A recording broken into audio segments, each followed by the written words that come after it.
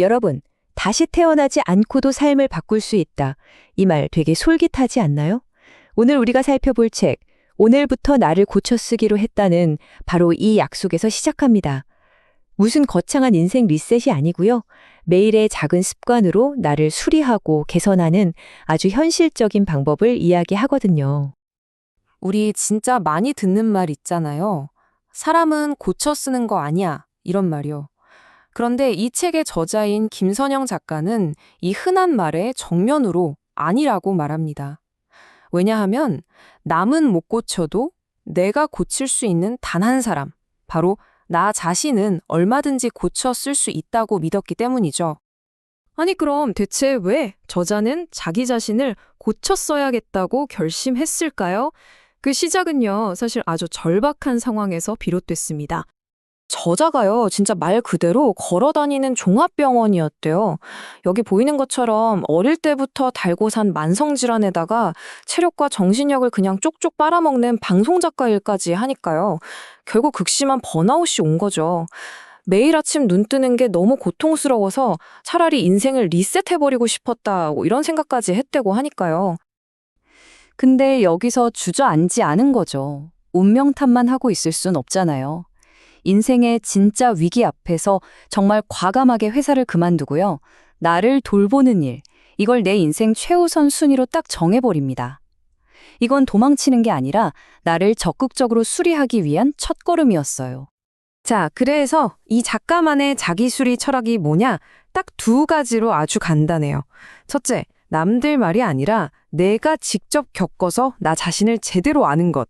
그리고 둘째, 내 힘으로 어떻게 할 수 없는 일이랑 내가 해결할 수 있는 일을 명확하게 구분하는 거예요. 자, 이 철학이 실제 삶에서 어떻게 적용되는지 우리 한번 같이 따라가 볼까요? 자, 이제 본격적으로 재건에 들어가는데요. 첫 번째 타겟은 바로 몸이었습니다. 근데 뭐 가벼운 산책 이런 거 말고요. 가장 벅차고 힘든 도전으로 몸과 마음의 기초를 다시 세우기 시작했어요. 이게 바로 저자의 전략이었어요. 큰 산을 일반 넘어버리면 작은 산은 가뿐해진다. 그러니까 가장 힘든 육체적 도전을 먼저 딱 해치워서 내 안에 힘들다는 느낌의 기준점 자체를 확 높여버리는 거죠. 그러면 웬만한 다른 삶의 어려움들은 상대적으로 작게 느껴지게 되니까요. 똑똑하죠? 그럼 그 큰 산이 뭐였을까요? 바로 겨울 지리산이었어요. 아이젠을 차도 발이 푹푹 빠지는 그 눈길을 오르면서 그냥 주저앉고 싶다 이 생각을 수없이 했대요. 와, 근데 정상에서 그 설경을 딱 마주하고 찬바람 맞으면서 먹는 컵라면 맛. 이게 진짜 인생 같더래요. 놀라운 건 지리산에 다녀온 뒤로 예전에는 지옥의 계단 같았던 남산 오르막길이 그냥 가벼운 몸풀기처럼 느껴졌다는 거예요. 산은 그대로인데 내 체력과 마음이 변한 거죠. 자, 이렇게 몸의 기준점을 확 높여놓은 다음 단계는요, 바로 내 몸을 제대로 이해하는 거였습니다. 그냥 무작정 버티는 게 아니라 지식을 통해서 내 몸을 다스리는 법을 배우는 거죠. 여기 이 문장이 저자의 신념을 딱 보여주는데요.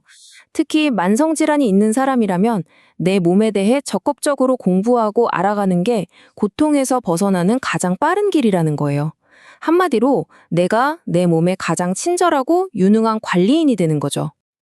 이게 그냥 하는 말이 아니라는 걸 보여주는 진짜 대박 일화가 하나 있어요.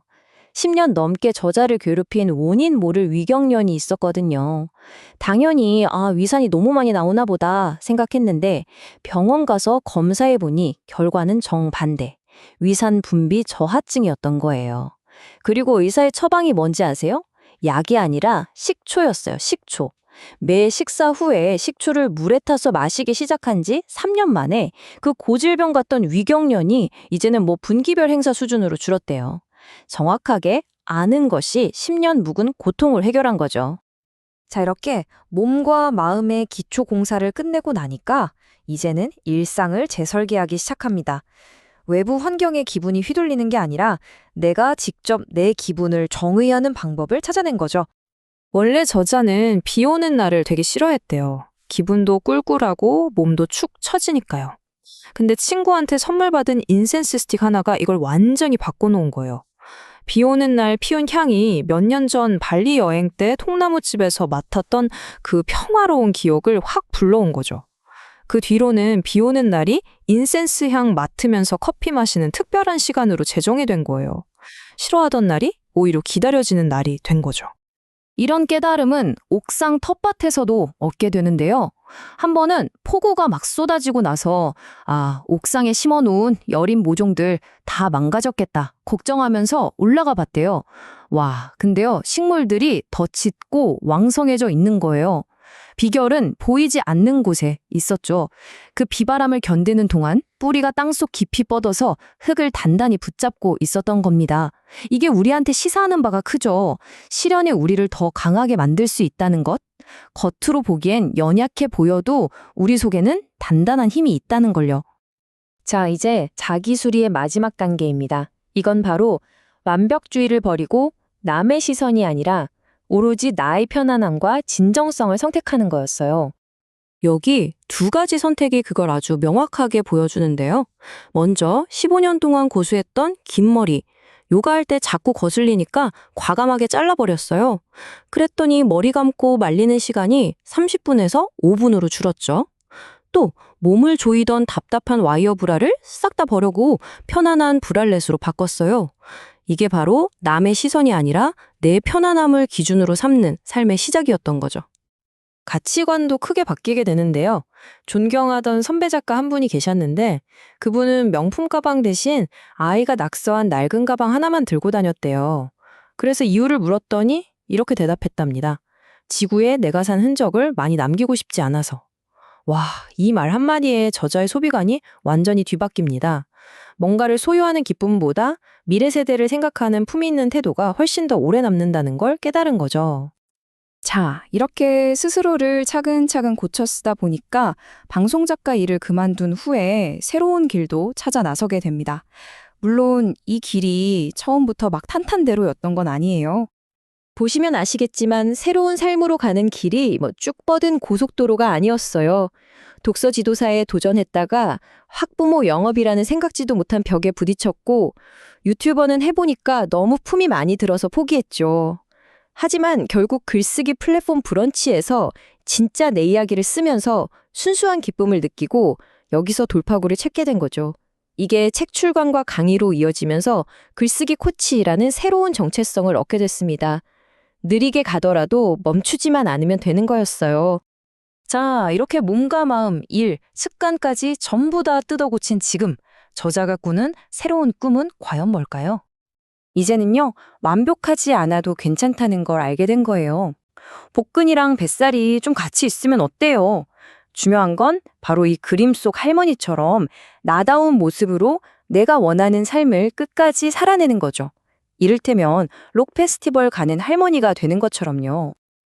록페 가는 할머니가 되고 싶어. 이 마지막 헛문장이 이 책의 모든 걸 말해주는 것 같아요. 누가 정해놓은 규칙을 따르는 삶이 아니라 나만의 규칙을 새로 쓰면서 진짜 나다운 즐거움을 찾아가는 삶. 여러분은 어떤 모습으로 나이 들어가고 싶으세요? 어쩌면 그 답을 찾는 여정, 오늘 나를 위한 아주 작은 습관 하나를 고쳐 쓰는 것에서 시작될지도 모릅니다.